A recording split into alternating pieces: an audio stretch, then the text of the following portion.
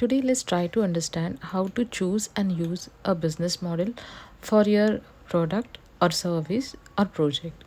Very first thing, you have to understand your product or service, which means you have to understand that what skill set as a service you are providing to your customer, or what type of product you are selling. Is it a digital product? Is it a tangible product?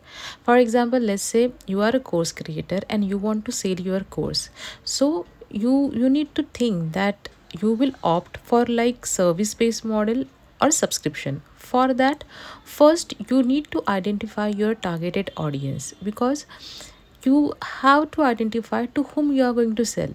Let's say you are going to sell your course to any students, or your targeted audience is students. So you have to opt for service business model, because if you opt for subscription business model, it will not encourage students for subscription, because they will not able to pay for subscription, right? Whereas if you target for professionals, but obviously you have to opt for subscription model, because it will be easy for them to just choose or select a subscription.